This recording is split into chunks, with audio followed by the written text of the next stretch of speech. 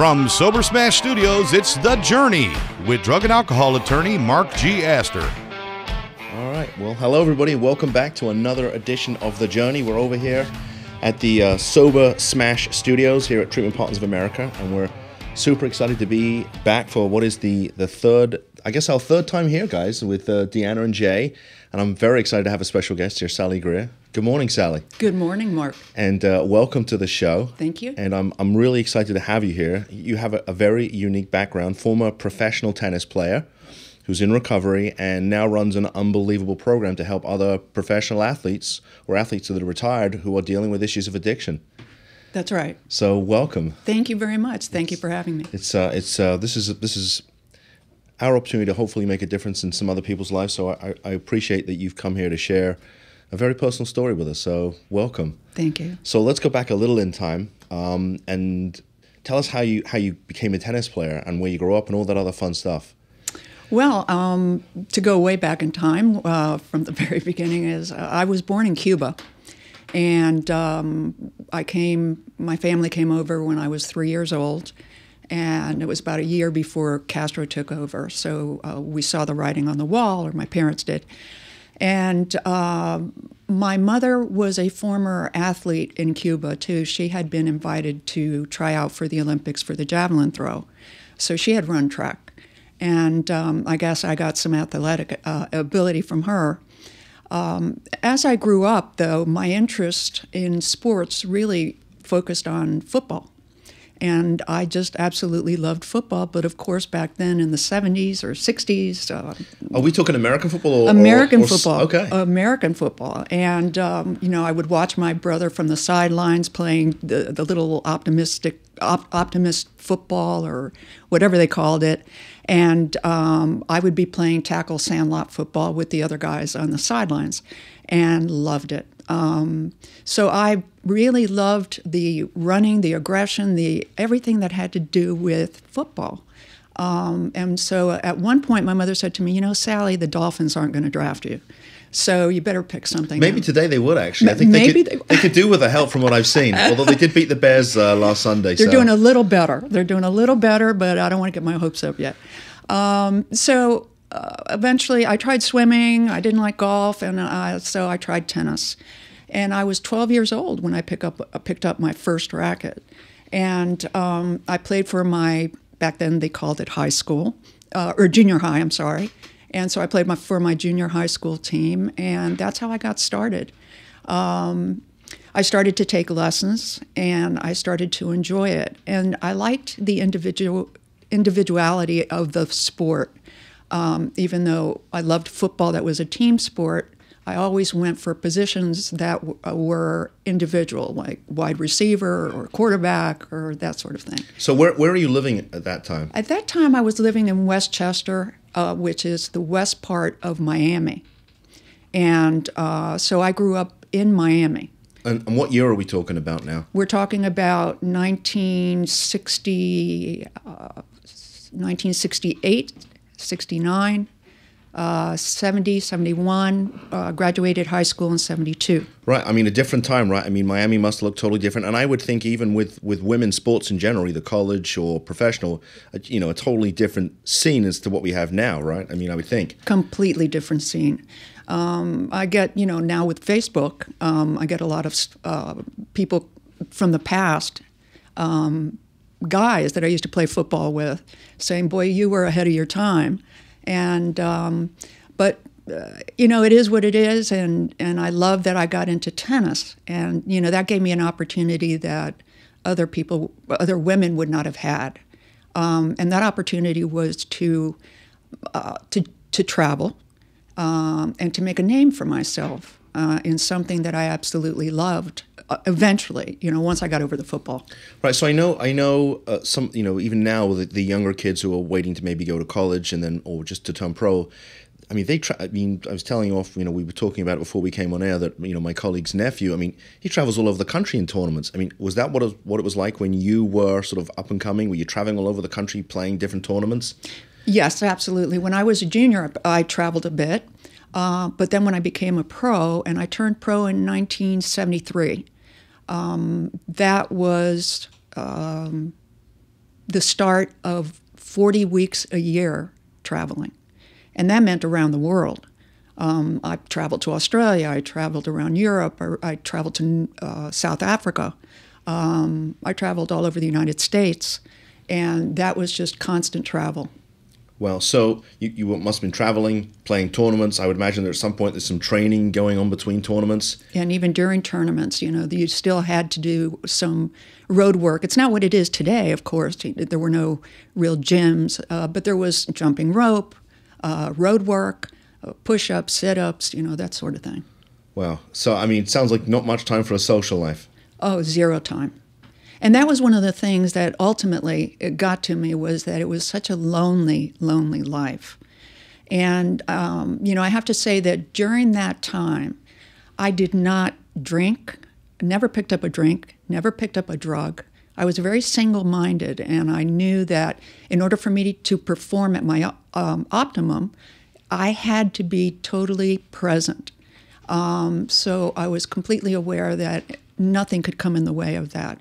And part of that was being social, too. I mean, dating and all that, I put it aside. So you do give up an awful lot if you want to be a professional athlete. Right.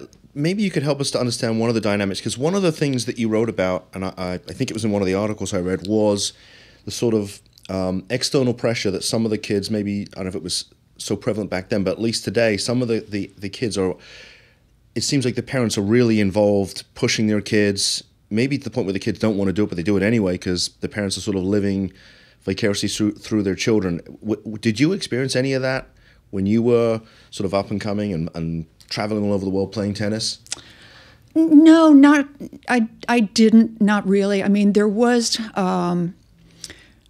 if there was any pressure, it was from my mother.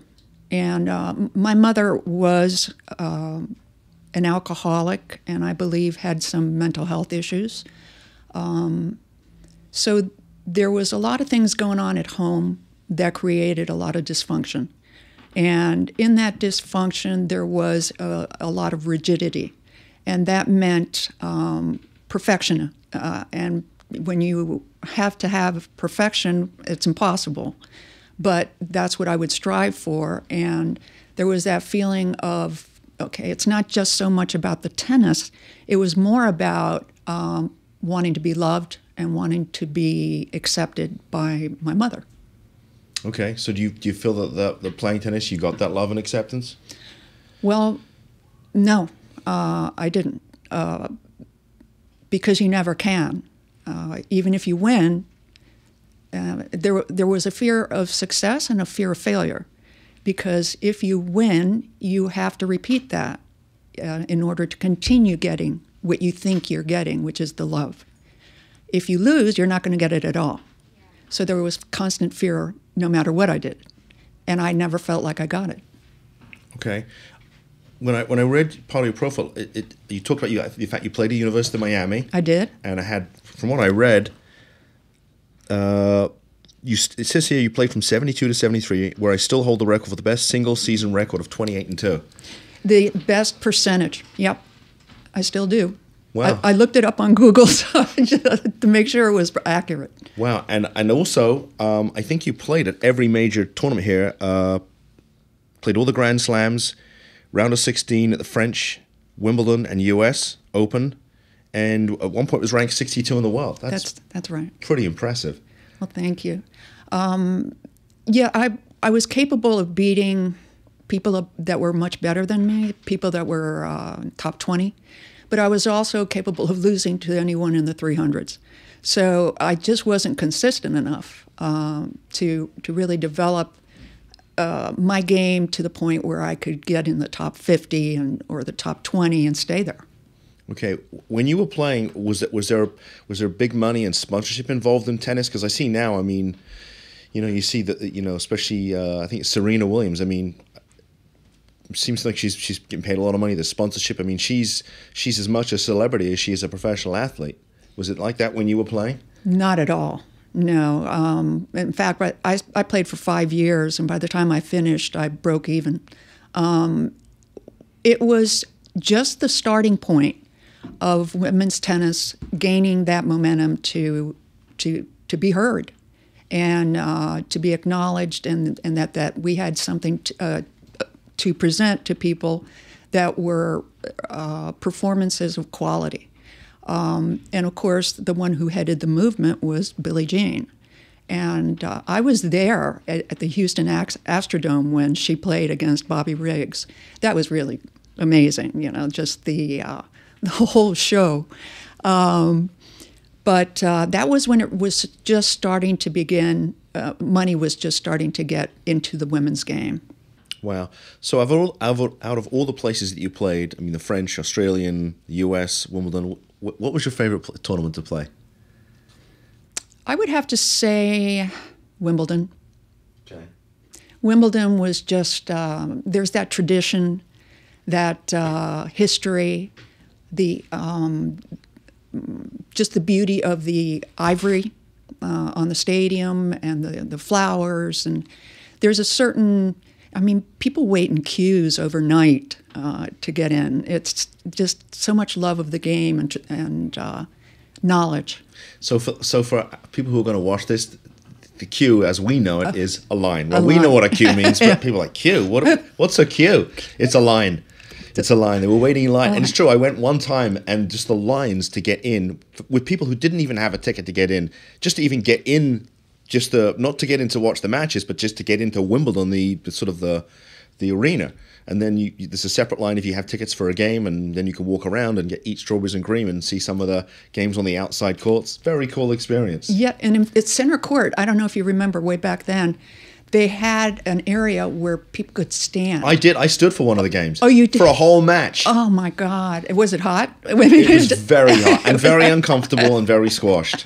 But you were there. I was there, yes. You can say that. But, I mean, it's amazing. I mean, it's a very small stadium, and you are literally right on top of the court. I don't know. I don't think they have that anymore now. Well, I think they're a little tighter with security after they had that one issue with was it the German player where the guy, I think it was at the US Open, the guy jumped over and stabbed her. I can't remember the name of the player now. I was just talking about that outside, and I can't remember the name of the player either, but she was playing Steffi Graf. And it wasn't at Wimbledon. It was... was it the US Open? No, it wasn't a Grand Slam. I think it was a smaller tournament, but it was a German... It may have been in Germany. I can't remember. She had two hands on both sides. I know who you're talking about. This is sad. I can't remember. She's retired now. But yeah, I mean, I think that back then, there wasn't that sort of worry that the players were going to get attacked, and it was a little more intimate in terms of the connection between the spectators and players. But I think that's changed now because, like we talked about, someone like Serena is she's as much celebrity as she is a tennis player, and now she has security concerns. So yes. It's a bit shame. But okay, so you played professional for 5 years, and at one point did you say, okay, I'm done? After 5 years, I really enjoyed it for about 2.5 years. And then after that, I really got burned out.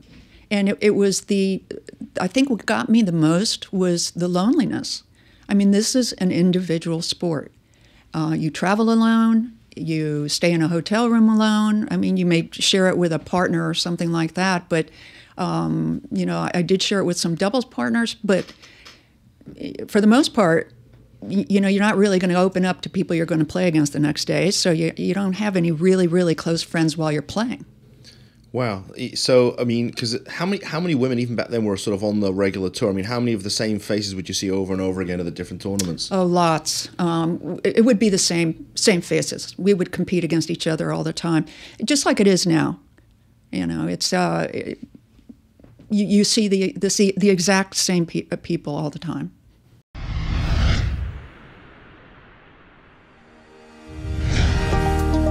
Welcome to Treatment Partners of America, your partner in recovery. Treatment Partners of America is a unique, state-of-the-art substance abuse facility.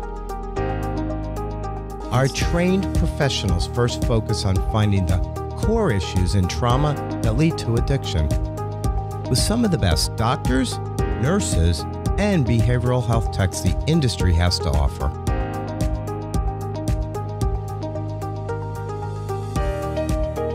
We offer personalized one-on-one therapy 5 days a week, raising the bar to a higher level of standards. Whether it's drugs, alcohol, eating disorders, gambling, sex and love addiction, or even relationship addiction. Treatment Partners of America has specialists to treat and to help heal your addiction long-term rather than attempt a temporary 30-day quick fix. Okay, so you get done after 5 years. What happens after that? Because obviously at some point there was this issue with addiction. So tell us how that all came about and what you did after you stopped playing. Well, it's interesting because the addiction didn't come into play at that time. I remember one time I was in Chicago playing a tournament, and all the players were there, Virginia Wade, Billie Jean, Rosie, and we were all in a room just chatting.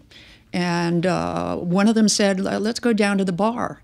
Now, at that point, I was maybe 20 years old, and I had never, ever picked up a drink or a drug, not one. And because I was so single-minded. But as I'm walking down the hall, I'm turning into my room, and one of the ladies, which I believe was Billie Jean, said to me, well, you know, aren't you coming down? And I said, no, I'm going to bed. I don't drink.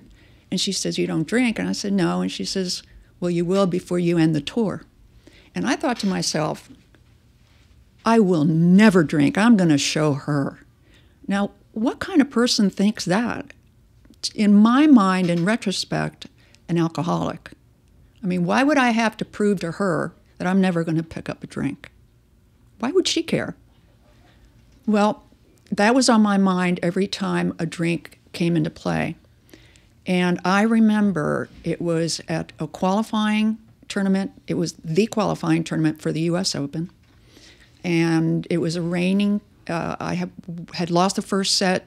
I was in the last round of qualifying to get into the tournament. And I was winning the second set, and it rained. And it was about a 5-hour delay, and I went back out, and I lost.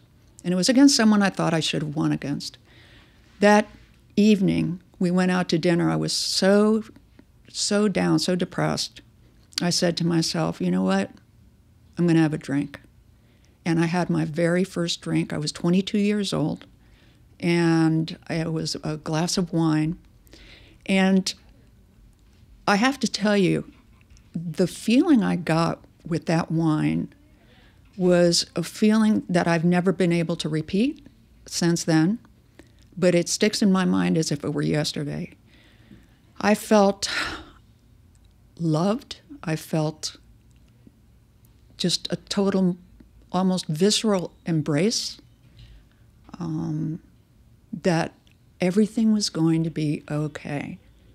And although it was frightening, it was also a relief that I had found this. Now, I do want to mention something that I have never mentioned in a public forum before, but it's important because it's part of my story. Later on in life, I didn't know it at the time, but I know people say when they're in recovery that I was different. And I did feel different, and I did act different than a lot of people on the tour. There was a lot of rage in me, and I had a lot of ups and downs. Later on in life, I was 38 years old when I found out I'm bipolar, that I have a bipolar disorder. And I realized that what that drink did for me is it leveled my mood. So I remembered that and started to drink more. Now, I didn't turn into an alcoholic right away, but I did remember that it did help with my mood.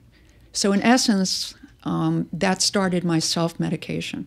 Okay, so at the time that you were starting to, what we now know as self-medication, you're still playing tennis? Not professionally. Although, yes, I did for that last year pick up that drink and probably picked up a few more. It was only another year that I continued to play. After that year, I made the most difficult decision of my life, which was to give up playing because I had really literally burned myself out. I was so focused on tennis and so not focused on life that I didn't know what to do. I knew I couldn't play tennis anymore, but I didn't know what to do with my life. Yeah, it's interesting you say that because I've had a chance to talk to our mutual friend Randy Grimes, who's just an unbelievable human. Vance Johnson, Absolutely. I mean, and a number of other professional athletes, and it seems like it follows a similar pattern. I mean, they are playing their sport from a very young age. It really almost defines them, and then all of a sudden, boom, it's done. I mean, Randy shared a story with me that he played 10 years. He was the starting center for the Buccaneers. They get done with their season. They're clearing out their locker, towards the end of the season from the last game. The coach walks in, taps him on the shoulder, and says, "Thanks, Randy. We won't need you next year." I mean, no golden handshake, no thank you very much, just a tap on the shoulder.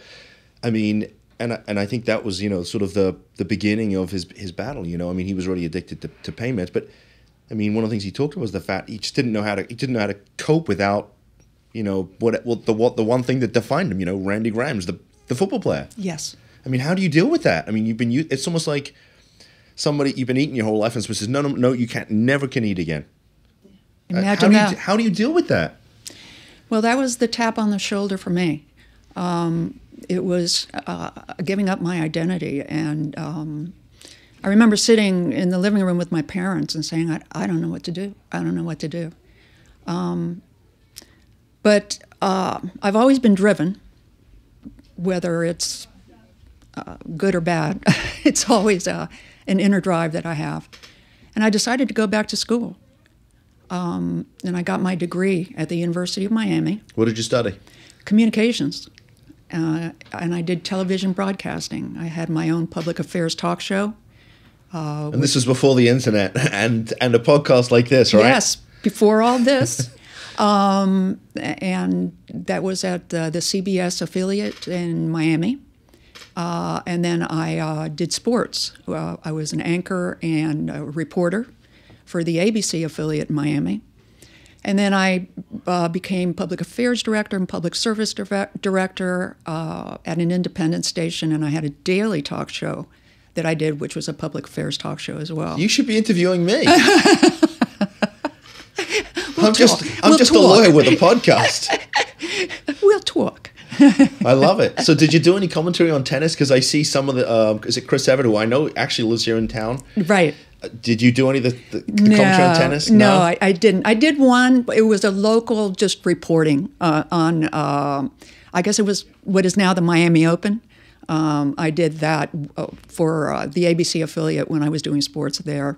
I was on in the very early morning, very early. So while the career switch is happening, and it sounds like you attacked the second career with the same vigor and passion you did with the first career, and you just made it happen.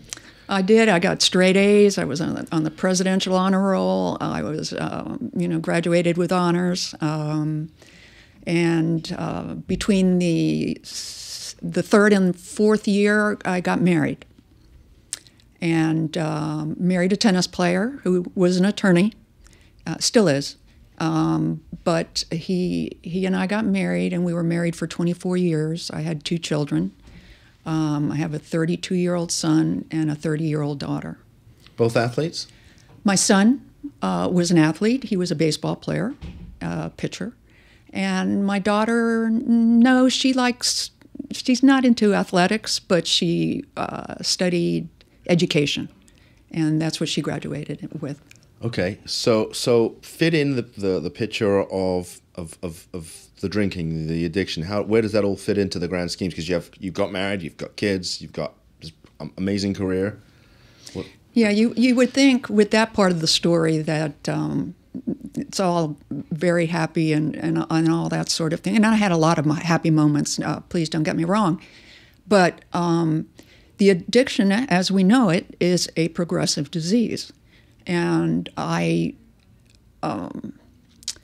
would say somewhere between the time that I had my first child, which was in 1986, until the time I was diagnosed with bipolar disorder, my drinking increased considerably. And definitely in 1992, when Hurricane Andrew hit Miami, there was a lot of destruction. My in-laws lost their home, and they moved in with us. And I had a 3 and a 5-year-old, and we were all very crowded in there, and things were a mess. And my husband at the time was very busy working, and I felt overwhelmed. And I dealt with it the best I could and the best I knew how, and that was by drinking. And by that time, and I had already seen a psychiatrist, I had been given Klonopin, which is along the lines of Xanax and Ativan. And is it like an antidepressant? It's an anti-anxiety medication. It's benzodiazepine. And I became addicted to that because the doctor said, take as needed. Okay. So, that's like giving you candy and saying, take it when you're hungry, when you have a sugar when you're craving. hungry, absolutely. So now you're addicted to this medication. Are you still drinking? Still drinking. Wow. Okay. So that couldn't have helped things. I'm sure it sounds like things got considerably worse. I would think at that point. Considerably worse. I was sleeping a lot. I wasn't available for the kids. I wasn't available for my husband. I wasn't available for anybody. I wasn't available for myself, and that got very bad. I started to end up in psych wards multiple times. For anyone who's experienced that, it's a horrible experience. That's what I hear. And, although they didn't treat the alcoholism or the addiction, they tried to treat the disorder. And, I'm continuing to drink and use at the same time that I'm taking mood stabilizers and antidepressants. It's not working. So, at what point did you finally get clean? What was the catalyst, if you want? In 2005, 2004, my husband and I separated, and I was living alone, and that's when it got very, very bad. Very bad. I had 2 suicide attempts. I had severe depression, obviously, and I was living alone, and I was virtually drinking 24/7. I would wake up at 3:30 in the morning, exercise. It was absolute lunacy. Exercise for 2.5 hours, and then just reward myself with alcohol and drugs, and then just pass out, and until I woke up again, and then go right back to it. And I did that for a year. And what happened with this divine moment of clarity, not to be morbid or morose, but this is my story, my mother died. And the divorce went through. My children were not in my life. And my mother died all within a span of 3 months. And I looked at my mother, who was the person I blamed for all my troubles because she was an alcoholic, and I believe probably bipolar. And I saw that I couldn't blame her anymore. She just wasn't around. So I had to take a look at myself. And the following day, I called my therapist and I said, I'm an alcoholic. I need help. And of course, my therapist only knows what I tell her. So she said, no, you're not. And I said, no, I am, and I need help. And she helped me, and I went into detox in Miami and got help. Wow. So how long have you been clean now?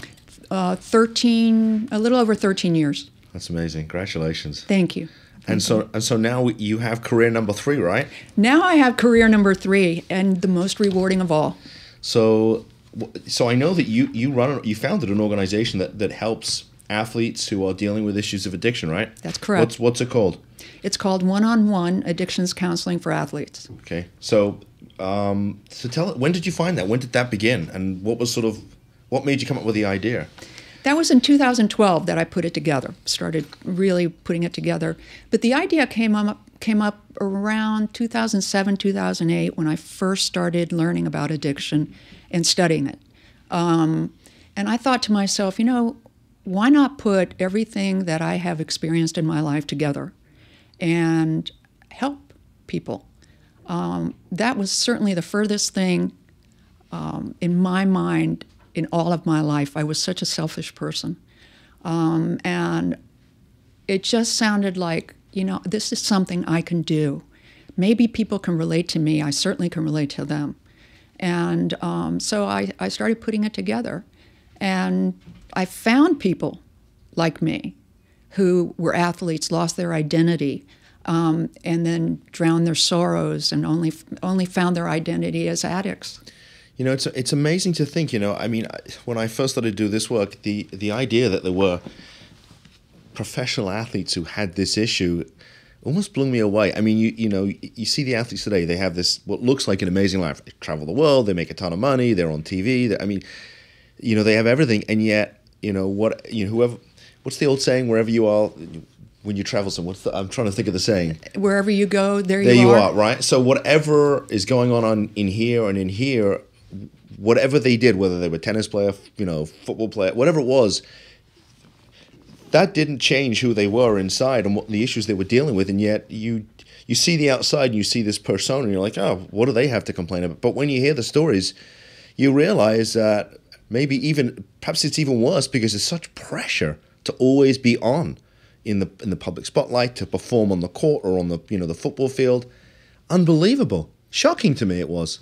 Well, you know, there's another thing, too, that I deal with when I'm treating athletes is we often say that when you have addictions, that your emotional growth stops when you start using. And that's very common. When you consider any obsession, and you consider that athletes like myself start very early in our obsession, which is our sport, our emotional growth pretty much stops then, too, because if you're going to be completely focused on winning and not losing, then your growth is going to stop. It's going to be focused on that. And so that's another thing I have to consider when I'm treating an athlete, is that their emotional growth stopped way before they even really got involved in their addiction. But both of them grow together because those are the two things that give you the greatest high. And so all of a sudden, when you stop, your identity stops, and then what takes off but the actual drug addiction. Okay, so are you dealing with athletes who are still sort of actively playing their sport, or they come to the end of their career and now they're dealing with something that they've really been, they've been addicted for a long time? I mean, Randy told us, he'd been taking pain pills for a long time just to stay on the field, and then once he stopped playing, it just took right off. It consumed him. And that's exactly my point, that it's almost like a taking off point once we stop playing. Because what else is there that's going to bring us that kind of high? There is a high that you get, whether, clearly the physical part, the physiological part, which is the endorphins and the adrenaline. So you're going to get that high. But, once that is removed and you've got the other thing that gives you the high, because that's also connected to your sport, you do it, and it's connected because you use it when you win and you use it when you lose. Now that's all you've got. So that's going to take off. And you have nothing else. So you've got to find something else. But there isn't anything in the world that's going to give you that high other than a drug, if you're an addict. Wow. So so you told us you traveled all over the world playing tennis. Are you traveling all over the place now doing this? I wish I'd like to travel more doing this, but I'd like to get the word out. So how do people find you? I mean, you must have a website. I know I do have a website. Tell us about that. I have a website that's called athleteaddictions.com. Okay. And my phone number is 305-299-4200. That's my company. And it is one-on-one addictions counseling for athletes. Okay. Did you give us the email? Do we have an email? Yes. It's Sally@athleteaddictions.com. Okay. Sally, I'm so happy that you came on the show, and I appreciate that you shared, the story of being bipolar, which I know you told me before we came on, you wanted to share something that you hadn't shared before, and that's very personal, and I think you're very brave for sharing that with us. Thank you. I really do, and I'm glad that you came on. So I'm going to give out my information, because if for some reason they can't find you, and if you Google Sally Greer and you can't find her, then maybe you're not looking at Google. But anyway, to find out more about what we do and just to get in contact with Sally, you guys can find me on the web, drugandathletics.com. You can email me, Mark, M-A-R-K, at drugandathletics.com, or you can call us, 561-419-6095. Thank you, Sally, for coming on the show. And I hope we're going to spend some more time together off the air. I hope so. You're just a fabulous lady. Thank you. Thank you very much. Thank you, Mark. You're welcome.